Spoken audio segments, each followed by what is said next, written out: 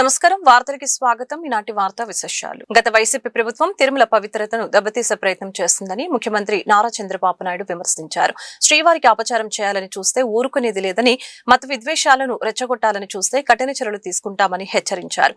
అధికారంలోకి వచ్చిన వెంటనే తిరుమలపై దృష్టి పెట్టాలని సీఎం తెలిపారు. సోమవారం డోన్ నియోజకవర్గంలోని కొత్త బురుజు గ్రామంలో ముఖ్యమంత్రి పర్యటించారు. రైతులకి నూతన పట్టాదారు పాస్ పుస్తకాల పంపిణీ కార్యక్రమంలో ఆయన పాల్గొన్నారు. ఈ సందర్భంగా ముఖ్యమంత్రి మాట్లాడుతూ పాస్ పుస్తకాలు సర్వేరాళ్లపై జగన్ ఫోటోలు ఉండటం ఏంటని ప్రశ్నించారు. వైసీపీ హయాంలో జరిగిన తప్పులను సరిచేస్తున్నామని చెప్పారు. రికార్డులు తారుమారు చేయకుండా పగడ్బందీగా పాస్ పుస్తకాలు ఇస్తున్నామని, క్యూఆర్ కోడ్తో పాస్ పుస్తకాలను పంపిణీ చేస్తున్నామని ముఖ్యమంత్రి వెల్లడించారు.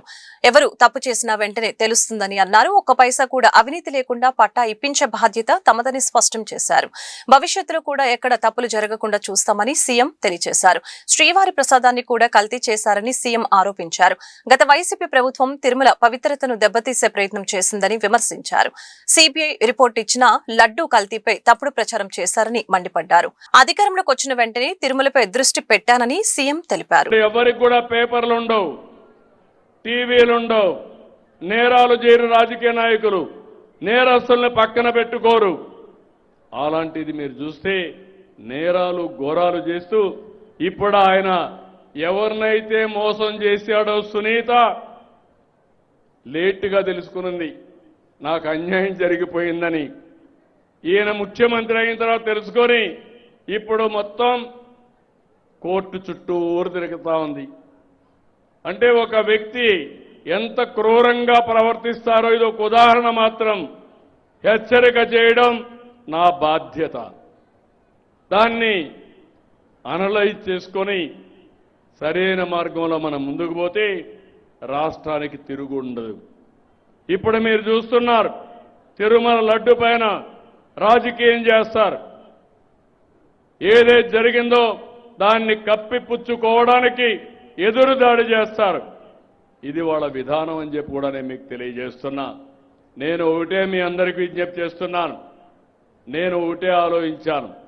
ఎన్నికల ముందు నేను చెప్పిన మాట నాకు ఎప్పుడూ గుర్తుంటుంది. సమిక్షేమం ఇస్తాం, సూపర్ 6 ఇస్తానని హామీ ఇచ్చాను. ఈరోజు సూపర్ హిట్ చేశామా లేదా అని మిమ్మల్ని అడుగుతున్నా. చేస్తుంటే చేతుల పైకెత్తండి బాగా చేశారని. నా దగ్గర డబ్బులు లేవు, మాట ఇచ్చాను. అప్పుల మయంలో ఉంది. ఒక రోజుతో 2 రోజులతో పరిష్కారం అయ్యేది కాదు. ఎందుకంటే మీరు ఒక వ్యవసాయం చేస్తే పంట రావాలంటే ఎన్ని రోజులు పడుతుంది? ఒక పిల్లవాడు ప్రయోజకుడు కావాలంటే ముందు పెళ్లి చేయాలి, పిల్లవాడు పుట్టాలి, వాడిని చదివించాలి. మనకు చేదోడు వాదోడుగా రావాలంటే 20 ఏళ్ళు 25 ఏళ్ళు పడుతుంది. ఇప్పుడు పరిశ్రమ పెడితే నేను మొన్నే ఇక్కడ విండ్ ఎనర్జీ వచ్చింది. విండ్ ఎనర్జీ వస్తే ఇమ్మీడియట్గా పెట్టాను. ఇప్పుడే తొందరలో రాగలిగింది, ప్రొడక్షన్ కూడా వచ్చే పరిస్థితి వచ్చింది. ఏదైనా కొన్ని నెలలు పడతాయి, కొన్ని సంవత్సరాలు పడతాయి. ఈ వారసత్వం తిరగరాయాలంటే, చేసిన విధ్వంసం నుంచి బయటపడాలంటే చాలా సమయం పడుతుంది. ఈరోజు మీరు చూడండి, మీ పట్టాదారు పాస్ పుస్తకాలు మార్చేశారు, మీ రికార్డులు మార్చారు. ఒక ముఖ్యమంత్రి 14-15 నెలలు. ఏపీ మంత్రి నారా లోకేష్ తన నియోజకవర్గం మంగళగిరి ప్రజలకు ఇచ్చిన మరొక కీలక హామీని నెరవేర్చారు. దశాబ్దాలుగా పెండింగ్ లో ఉన్న తాడేపల్లి రిటర్నింగ్ వాల్ నిర్మాణ పనులకి ఆయన శంకుస్థాపన చేశారు. 294.20 కోట్ల అంచనా వ్యయంతో ఈ ప్రాజెక్టుని చేపట్టనున్నారు. ఎన్నికల సమయంలో ఇచ్చిన హామీ మేరకు ఏడాదిలోని పరిపాలన అనుమతులు, టెండర్ల ప్రక్రియ పూర్తి చేసి పనులకు శ్రీకారం చుట్టడం గమనార్హం. ప్రకాశం బ్యారేజీకి దిగువన కృష్ణానది కుడివైపున 0.9 కిలోమీటర్ల నుంచి 2.610 కిలోమీటర్ల వరకు ఈ గోడను నిర్మించనున్నారు. సాధారణ గోడల కాకుండా భూమిలోకి 26 నుంచి 38 మీటర్ల లోతు వరకు 1920 పైల్స్ వేసి ఆధునిక పైల్ రాఫ్ట్ సాంకేతికతతో దీన్ని నిర్మిస్తారు. భవిష్యత్తులో 15 లక్షల క్యూసెక్ల వరద ప్రవాహం వచ్చినా కూడా భూకంపాలు సంభవించ సంభవించినా తట్టుకునేలాగా దీన్ని డిజైన్ చేశారు. ఈ రిటర్నింగ్ వాల్ నిర్మాణం పూర్తయితే తాడేపల్లి పరిధిలోని సుందరయ్య నగర్, మహానాడు కాలనీతో సహా పలు లోతట్టు ప్రాంతాల్లోని సుమారు 50,000 మంది ప్రజల వరద కష్టాలు శాశ్వతంగా తీరనున్నాయి. అంతేకాకుండా అమరావతిలోని కొన్ని ప్రాంతాలకు జాతీయ రహదారి 65కు కూడా ఈ గోడ రక్షణగా నిలుస్తుందని తెలిపారు. కార్యక్రమాలతో పాటు మంత్రి లోకేష్ నులకపేటలో నూతనంగా నిర్మించిన కమ్యూనిటీ హాల్ ని కూడా ప్రారంభించడం జరిగింది. శ్రీరంగం ఫౌండేషన్ సహకారంతో 65 లక్షల CSR నిధులతో ఈ భవనాన్ని నిర్మించారు. నియోజకవర్గంలో మరిన్ని అభివృద్ధి కార్యక్రమాలకు శ్రీకారం చుట్టనున్నట్లు ఆయన తెలిపారు. వైసీపీ అధినేత జగన్ లక్ష్యంగా ఏపీ కాంగ్రెస్ చీఫ్ షర్మిల ధ్వజమెత్తారు. తూర్పుగోదావరి జిల్లా దేవరపల్లి మండలం దుద్దుకూరులో నిర్వహించిన ఉపాధి హామీ పరిరక్షణ యాత్రలో భాగంగా ఆమె వైసీపీ 5 ఏళ్ల పాలనపై నిప్పులు చెరిగారు. జగన్ హయాంలో లిక్కర్ మాఫియా రాజ్యం మేలిందని, నాసిరకం మద్యంతో ప్రజల ఆరోగ్యాన్ని పాడు చేయటమే కాకుండా రాష్ట్ర ఆదాయాన్ని కూడా కొల్లగొట్టారని ఆమె ఘాటు విమర్శలు చేశారు. రాష్ట్రంలో డ్రగ్స్ సంస్కృతి పెరిగిపోవటానికి గత ప్రభుత్వమే కారణమని, కంటైనర్ల కొద్దీ మాదక ద్రవ్యాలు రాష్ట్రంలోకి వచ్చాయని ఆరోపించారు. రాజకీయ అంశాలపైన స్పందిస్తూ ప్రత్యేక హోదా కోసం మోదీ కాలర్ పట్టుకుంటానని చెప్పిన జగన్ అధికారంలోకి వచ్చాక బీజేపీకి సాగిలపడ్డారని విమర్శించారు. 3 రాజధానుల పేరుతో రాష్ట్రానికి రాజధాని లేకుండా చేశారని, పోలవరం ప్రాజెక్టుని కూడా నిర్వీర్యం చేశారని మండిపడ్డారు. వాస్తవమే కదా, జగన్మోహన్ రెడ్డి గారికి బల ప్రదర్శన యాత్రలు చేసే శ్రద్ధ ప్రజల ఆరోగ్యం మీద లేదు. ఏ పబ్లిక్ ఇష్యూ మీద స్పందించరు. వాళ్ళ పార్టీ నాయకులకి, వాళ్ళ పార్టీ కాడర్ కి, లేకపోతే ఆ సైతాన్ సైన్యానికి ఏదైనా ఇబ్బంది వస్తే తప్పితే జగన్మోహన్ రెడ్డి గారు స్పందించరు. 11 సంవత్సరాలుగా ఈ వెండరు అన్లైసెన్స్డ్ మిల్క్ సప్లై చేస్తున్నాడు అంటే మరి జగన్మోహన్ రెడ్డి గారి ప్రభుత్వం కూడా ఉంది కదా, మరి వాళ్ళు గాడిదలు కాసినట్టే కదా. This is not right at all. ఇప్పటికైనా ప్రభుత్వం మేల్కోవాలి. ఇప్పటికైనా ఫుడ్ సేఫ్టీ డిపార్ట్మెంట్ అన్నది దాని సిబ్బందిని పెంచుకోవాలి. పాల మీద నిరంతరం నిఘా ఉండాలి. గుడ్లు అయితేనేమి, లేక చికెన్ అయితేనేమి, ఇవి కూడా గ్రోత్ హార్మోన్స్ ఉన్నాయి అన్న భయం చాలా మందిలో ఉంది. చాలా మందికి చాలా లాంగ్ టర్మ్ డిసీజెస్ వస్తున్నాయి. ఇవన్నీ కూడా అరికట్టాల్సిన బాధ్యత ప్రభుత్వానిదే. ఇవన్నీ చేయాలని కాంగ్రెస్ పార్టీ డిమాండ్ చేస్తోంది. కృష్ణానది తీరాన ఇంద్రకీలాద్రిపై కొలువు తీరిన శ్రీ దుర్గా మల్లేశ్వర స్వామి దేవస్థానంలో అమ్మవారి దర్శనం చేసుకోవడానికి వస్తున్న భక్తుల సంఖ్య రోజు రోజుకి పెరుగుతుంది. భక్తుల సంఖ్య పెరుగుతున్న నేపథ్యంలో ఘాట్ రోడ్ లో ట్రాఫిక్ సమస్యను పరిష్కరించి భక్తులకు ఎలాంటి ఇబ్బందులు తలెత్తకుండా తగు జాగ్రత్తలు తీసుకోవాలని హోంమంత్రి అనిత నగర పోలీస్ కమిషనర్ కు ఆదేశాలు జారీ చేయడంతో పోలీస్ కమిషనర్, ట్రాఫిక్ పోలీసులు కలిసి ఘాట్ రోడ్ ను పరిశీలించారు. హోంమంత్రి ఆదేశాల మేరకు ఇంద్రకీలాద్రిపై భద్రతా ఏర్పాట్లు పరిశీలించిన సిపి రాజశేఖర్ బాబు రోజు రోజుకి భక్తుల రాక పెరుగుతున్న నేపథ్యంలో వాహనాల పార్కింగ్ పై విస్తృతంగా పరిశీలించారు. ఇటీవల నిర్వహించిన మహాకుంభాభిషేకం సందర్భంగా ద్విచక్ర వాహనాల పార్కింగ్ పై ఆగ్రహం వ్యక్తం చేసిన హోంమంత్రి, కొండపై వరకు పెద్ద ఎత్తున వాహనాలు రావటం ఏంటి అని ప్రశ్నించిన హోంమంత్రి, ముఖ్యంగా ద్విచక్ర వాహనాల పార్కింగ్ అంశాన్ని ప్రస్తావించిన హోంమంత్రి సుమారు 10 నిమిషాలు అధికారులు, పోలీసు సిబ్బందికి క్లాస్ తీసుకున్న హోంమంత్రి ఈ నేపథ్యంలో ప్రాధాన్యత సంతరించుకున్న సిపి రాజశేఖర్ పర్యటన ఇంద్రకీలాద్రి కొండపైన ప్రధానాలయంతో పాటు ఆలయాల ఘాట్ రోడ్డు పరిసర ప్రాంతాలలో పోలీస్ కమిషనర్ సంబంధిత అధికారులతో కలిసి పరిశీలించారు. విజయవాడ నగరంలో ప్రసిద్ధి చెందిన యనమల కుదురు శివాలయంలో భారీగా నగదు మాయమైందని ఆలయ ట్రస్ట్ చైర్మన్ సంగ నరసింహారావు పెనమలూరు పోలీసులను ఆశ్రయించారు. ఇంటి దొంగను ఈశ్వరుడైనా పట్టలేడు అన్న చందంగా యనమల కుదురు శివాలయం పరిస్థితి తయారైంది. యనమల కుదురు శివాలయంలో భారీగా నగదు మాయమైందని ఆలయ ఈవో మరియు ఆలయ అర్చకులు హస్తవాటం ప్రదర్శించారని పెనమలూరు పోలీస్ స్టేషన్ లో ఆలయ ట్రస్ట్ చైర్మన్ సంగ నరసింహారావు ఫిర్యాదు చేశారు. 10 లక్షల రూపాయలకు పైగా నగదు మాయమైందని, అంతరాలయ హుండీ మారుతాళం తయారు చేసి భారీగా నగదు కాజేసినట్లు పోలీసులకు నరసింహారావు ఫిర్యాదు చేశారు. పెనమలూరు పోలీసులు ఫిర్యాదును స్వీకరించి కేసుపై దర్యాప్తును ప్రారంభించారు. విజయవాడ సెంట్రల్ నియోజకవర్గంలో దోమల నివారణకు చర్యలు చేపట్టాలని, ప్రతి కుటుంబానికి ఉచితంగా దోమల తెరలు ఇవ్వాలని సిపిఎం పార్టీ సెంట్రల్ సిటీ నగర కార్యదర్శి బి రమణరావు, కార్యదర్శి వర్గ సభ్యులు కె దుర్గారావు విజ్ఞప్తి చేశారు. అధికార ప్రతిపక్ష పార్టీలు విజయవాడ నగరపాలక సంస్థ కౌన్సిల్ సమావేశాల్లో వ్యక్తిగత దూషణలు చేసుకుంటూ ప్రజా సమస్యల్ని పక్కదోవ పట్టిస్తున్నారని, ఇప్పటికైనా ప్రతినిధులు అధికారుల వెంటనే స్పందించి ఈ ప్రాంతంలో దోమల నివారణకు చర్యలు చేపట్టాలని డిమాండ్ చేశారు. దోమల నివారణకు చర్యలు చేపట్టాలని, ప్రతి కుటుంబానికి ఉచితంగా దోమల తెరలు ఇవ్వాలని కోరుతూ 61వ డివిజన్ శాంతినగర్ మలేరియా కేంద్రం వద్ద సిపిఎం పార్టీ ఆధ్వర్యంలో దోమల బ్యాట్లు, దోమల తెరలు కప్పుకొని వినూత్నంగా ధర్నా నిర్వహించారు. సందర్భంగా సిపిఎం పార్టీ సెంట్రల్ సిటీ నగర కార్యదర్శి బి రమణరావు, కార్యదర్శి వర్గ సభ్యులు కె దుర్గారావు పాల్గొని మాట్లాడారు. దోమల నివారణకు చర్యలు చేపట్టాలని, ప్రతి కుటుంబానికి ఉచితంగా దోమల తెరలు ఇవ్వాలని కోరుతూ 61వ డివిజన్ శాంతినగర్ మలేరియా కేంద్రం వద్ద సిపిఎం పార్టీ ఆధ్వర్యంలో దోమల బ్యాట్లు, దోమల తెరలు కప్పుకొని వినూత్న వినూత్నంగా ధర్నా కార్యక్రమం జరిగింది. ఈ సందర్భంగా సిపిఎం పార్టీ సెంట్రల్ సిటీ నగర కార్యదర్శి బి రామనరావు, కార్యదర్శి వర్గ సభ్యులు కె దుర్గారావు పాల్గొని మాట్లాడారు. దోమకాటు వలన ఈ ప్రాంతంలో ప్రజలు అనేక విష జ్వరాలకి గురవుతున్నారని, రాత్రి పగలు అనే తేడా లేకుండా దోమలు విపరీతంగా పెరిగిపోయి ప్రజల రక్తాన్ని పీల్చుకు తింటున్నాయని ఈ సందర్భంగా ఆవేదన వ్యక్తం చేశారు. ఇప్పటికైనా అధికార పార్టీ ప్రజాప్రతినిధులు, అధికారులు వెంటనే స్పందించి ఈ ప్రాంతంలో దోమల నివారణకు చర్యలు చేపట్టాలని, ప్రతి ఇంటికి ఉచితంగా దోమల తెరలు ఇవ్వాలని డిమాండ్ చేశారు. విజయవాడ నగరంలో ముఖ్యంగా సింగినగర్, పాయకాపురం, వ్యాంబే కాలనీ, శాంతినగర్ ఏరియాలో నెలల తరబడి దోమలు చెండాడుకు తింటా ఉంటే పాలకులకి పట్ల శాసనసభ్యులు వాళ్ళ పార్టీ కార్యాలయం ఇక్కడే ఉంది, కార్పొరేటర్ ఇల్లు ఇక్కడ, నాయకుల ఇళ్ళు కూడా ఉన్నాయి. మరి వాళ్ళకి కొట్టలేదేమో అని చెప్పేసి ఆశ్చర్యం కలుగుతూ ఉంది. కానీ ఎప్పుడూ లేని విధంగా సాయంత్రం 6 మీద అవకాశాలు లేవు. మరి కార్పొరేషన్ ఏం చేస్తూ ఉంది, శాసనసభ్యులు ఏం చేస్తూ ఉన్నారు, కార్పొరేటర్లు దీని మీద తీసుకున్న చర్య ఏంటి? ఏమీ లేవు. అంటే ప్రజలు రోడ్డు మీదకి వస్తే కానీ పట్టించుకోరా?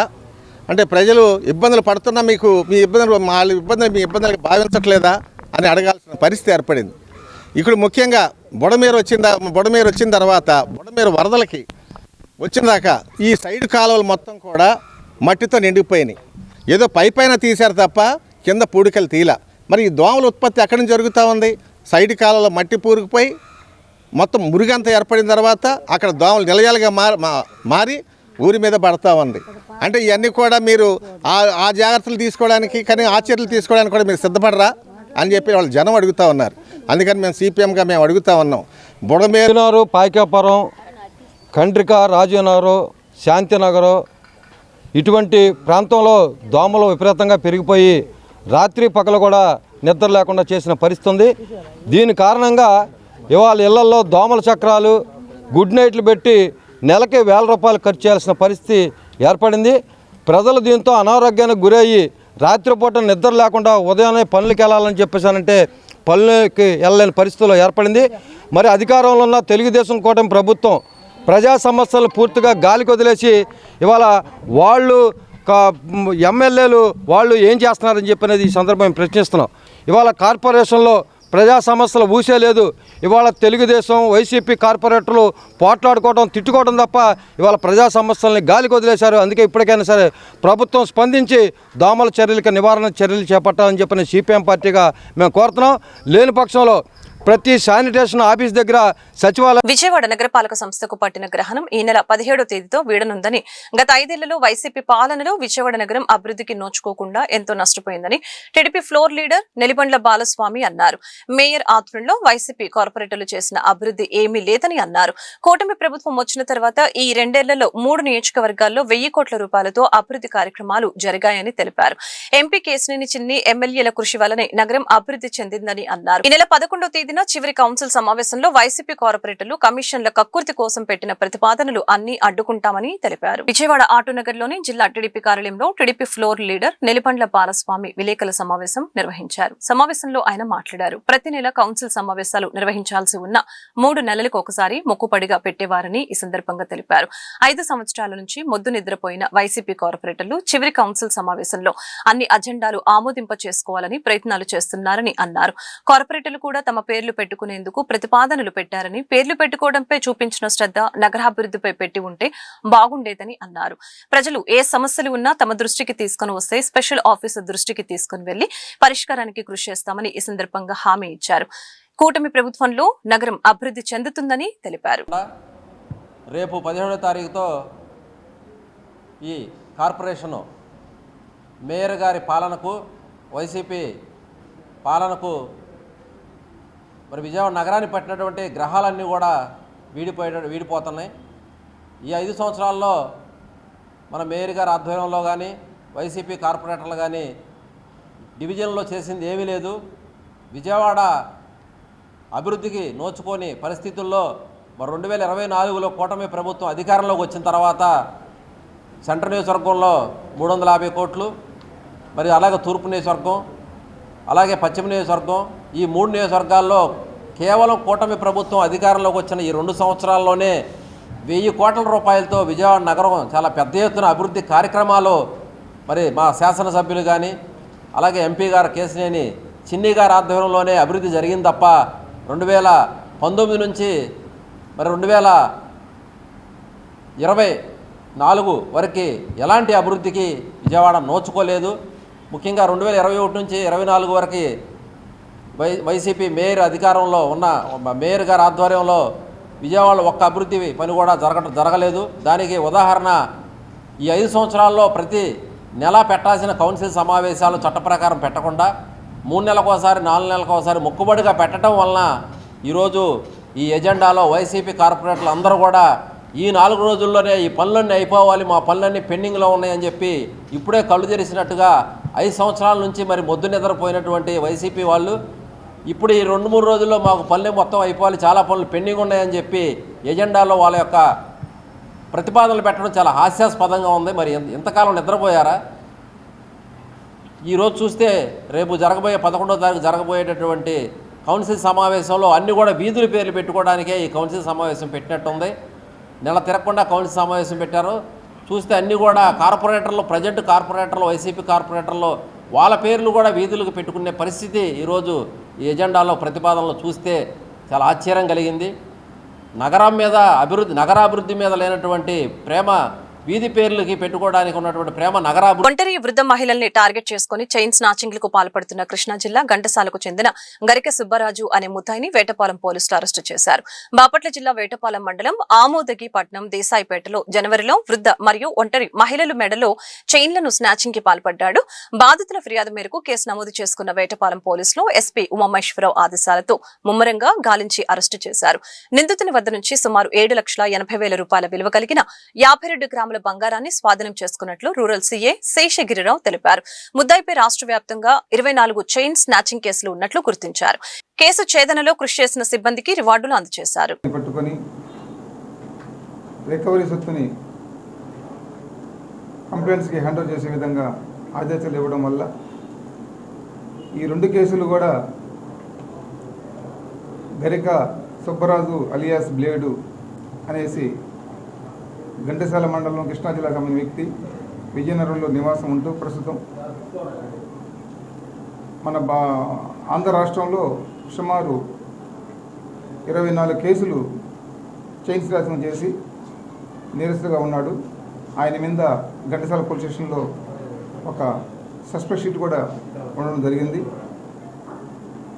గరికా సుబ్బరాజు మన వేటపాలెం మండలంలో ఆమోదురిపట్నం ఒకటి రామన్నపేట పరిధిలో 2 మహిళలు మెడలో చైన్ లాక్కెళ్ళడం, దానిని మా బాపట్ల జిల్లా ఎస్పీ గారు శ్రీ ఉమామహేశ్వర్ ఐపీఎస్ ఆఫీసర్ గారు సీరియస్గా తీసుకొని దానికోసం టీమ్స్ ఫామ్ చేసి వేటపాలెం ఎస్ఐ గారు, Chirala sub division crime party, Vetapalem police సిబ్బంది వీళ్ళందరూ ఒక టీంలుగా ముద్దాయి నేరస్తుల కోసం సీసీ కెమెరాలు, టవర్ డంపులు అన్నీ కూడా వెరిఫై చేసుకుంటూ సీడీఆర్ వెరిఫై చేసుకుంటూ అదే నేరస్తుడు ఈరోజు వేటపాలెం మండలంలోకి రావడం, అతన్ని పట్టుకోవడం, బంగారు సొత్తును కూడా మళ్ళా గుడివాడ ప్రాంతాల్లోకి వెళ్ళేసేసి వాటిని రికవర్ చేసుకొని రావడం జరిగింది. అతన్ని అరెస్ట్ చేయడం జరిగింది. దీంట్లో ఎస్పీ గారి ఆదేశాలని చీరాల డిఎస్పీ గారు శ్రీ మహమ్మద్ మయన్ గారు నిరంతరం పర్యవేక్షించి తగు సూచన చేసి దాన్ని పట్టుకోవడం జరిగింది. ఈ నేరస్తుడు ఎక్కువగా ఒంటరి మహిళలు, వృద్ధ మహిళల్ని టార్గెట్ చేసి అతను ఏదో ఒక బస్సు ఎక్కి వస్తాడు. వచ్చిన తర్వాత అక్కడ అందుబాటులో ఉన్నటువంటి ఏదో ఒక మోటార్ సైకిల్ ఏదో ఒక దాన్ని దొంగతనం చేస్తాడు. దాని ద్వారా తీసుకొని అక్కడికక్కడికే ప్లాన్ వేసుకుంటాడు. 1-2 గంటలు రెక్కి చేసుకొని మెగాస్టార్ చిరంజీవి ఫ్యామిలీ శ్రేయస్సు కోసం మెగా ఫ్యామిలీ అభిమాని సైకిల్ యాత్ర. మెగాస్టార్ కుటుంబ సభ్యులు ఆయురారోగ్యాలతో ఉండాలని ఆకాంక్షిస్తూ పర్చూరుకి మెగా ఫ్యామిలీ అభిమాని నటరాజ శ్రీనివాసు ప్రత్యేక సైకిల్ యాత్రను ప్రారంభించారు. ఆదివారం పర్చూరులోని అభియాంజనేయ స్వామి దేవస్థానం వద్ద ప్రార్థనలు చేసి యాత్రను ప్రారంభించారు. అక్కడి నుంచి కొండగట్టు ఆంజనేయ స్వామి దేవస్థానానికి చేరుకుని ప్రత్యేక పూజలు నిర్వహించనున్నట్లు తెలిపారు. అనంతరం మెగాస్టార్ చిరంజీవి నివాసానికి వెళ్లి ఆయనను స్వయంగా కలిసి ఆశస్సులు పొందాలని సంకల్పించుకున్నట్లు శ్రీనివాస్ వెల్లడించారు. ఈ యాత్రను విజయవంతంగా పూర్తి చేసి మెగాస్టార్ కుటుంబం సుఖ సంతోషాలతో ఉండాలని కోరుకుంటున్నట్లు ఆయన పేర్కొన్నారు. నా పేరు నటరాజ్ అండి. అది పర్చూరు. నేను ఈ మెగా సైకిల్ యాత్ర నేను ఆంజనేయ స్వామి భక్తుడిని కాబట్టి ఆయన్ని దర్శించుకోవాలని కొండగట్టు ఆంజనేయ స్వామి దర్శనం చేసుకోవాలని వెళ్తున్నాను. అలాగే మెగాస్టార్ చిరంజీవి గారు, పవన్ కళ్యాణ్ గారు, అలాగే రామ్ చరణ్ గారు, అందరికీ హెల్పింగ్ నేచర్తో చాలామందికి సహాయాలు చేస్తూ ఇండస్ట్రీలో కూడా ఒక మంచి పేరుతో నెంబర్ 1 స్థాయిలో ఉన్నారు. ఆయనకి ఎలాంటి ఆటంకాలు లేకుండా ఆయురారోగ్యాలతో ఉండి ఇంకా కొంత వేలాది మందికి ఆయన సహాయం చేయాలని చెప్పి ఆయన బాగుండాలని మనస్ఫూర్తిగా కోరుకుంటూ ఆయన మీద అభిమానంతోనే ఈ మెగా సైకిల్ యాత్ర చేస్తున్నాను. నమస్కారం. పచ్చూరు శ్రీ అభయాంజనేయ స్వామి దేవస్థానం నుండి కొండగట్టు హనుమాన్, తెలంగాణలో ఉన్న కొండగట్టు హనుమాన్ దేవస్థానానికి వెళ్ళి అక్కడ దర్శనం చేసుకొని అక్కడ నుండి మెగాస్టార్ గారి ఇంటికి వెళ్ళి ఆయన్ని కలవాలన్న ఉద్దేశంతోనే ఈ మహా సంకల్పంతోనే బయలుదేరుతున్నాను. నాకు ఈ మెగా సైకిల్ యాత్రకి పూర్తిగా నాకు సహాయ సహకారాలు అందించిన మన్య శ్రీకాంత్ గారి సౌజన్యంతోనే ఈ మెగా సైకిల్ యాత్ర అవుతుందండి. ఆయనకు ముఖ్యంగా బాల్య వివాహాల నిర్మూలనే అంతిమధ్యేయం. మహిళా దినోత్సవం సందర్భంగా ఉచిత కంటి వైద్య శిబిరం పర్చూరు ఎమ్మెల్యే ఏలూరి సాంబశివరావు. మహిళా దినోత్సవం సందర్భంగా ఉచిత కంటి వైద్య శిబిరం పర్చూరు ఎమ్మెల్యే ఏలూరి సాంబశివరావు. అంతర్జాతీయ మహిళా దినోత్సవం సందర్భంగా చిన్నగంజాంలోని జిల్లా పరిషత్ హై స్కూల్లో పర్చూరు ఎమ్మెల్యే ఏలూరి సాంబశివరావు ఆధ్వర్యంలో ఉచిత మెగా కంటి వైద్య శిబిరం నిర్వహించారు. ఈ కంటి వైద్య శిబిరానికి 500 మంది ప్రజలు హాజరై కంటి పరీక్షలు చేయించుకున్నారు. వైద్య శిబిరాన్ని సందర్శించిన ఎమ్మెల్యే ఏలూరి సాంబశివరావు రోగులను ఆప్యాయంగా పలకరిస్తూ వారి ఆరోగ్య పరిస్థితిని అడిగి తెలుసుకున్నారు. ఈ సందర్భంగా ఎమ్మెల్యే మాట్లాడుతూ పేద ప్రజలకు నాణ్యమైన వైద్య సేవలు అందించడం తమ లక్ష్యమని, తల్లికి వందనం కింద ప్రతి మహిళకు 15,000 రూపాయలు ఇచ్చామని, ఉచిత బస్సు పథకం కేవలం ఎన్నికలలో ఇచ్చిన హామీయే కాకుండా మహిళల జీవితాలలో మార్పుల కోసం, మహిళ ఎదుగుదల కోసం ప్రవేశపెట్టిన పథకమని, డ్వాక్రా సంఘాలకు నిరంతరం చేయూతనిస్తామని, ఉచిత గ్యాస్ సిలిండర్లతో మహిళల జీవితాలలో వెలుగులు నింపామని చెప్పారు. మహిళల్ని పారిశ్రామికవేత్తలుగా తీర్చిదిద్దే దేశ ఆర్థిక సంపద పెంచడమే చంద్రబాబు ధ్యేయమని చెప్పారు. ఈ కార్యక్రమంలో అధికారులు, నాయకులు, కార్యకర్తలు, మహిళలు పెద్ద ఎత్తున పాల్గొన్నారు.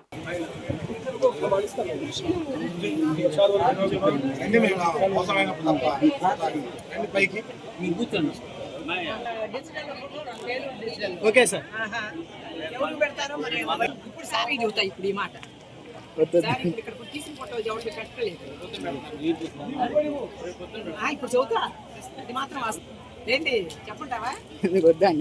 మా ఫోటోలు అసలు పెట్టుకుందా?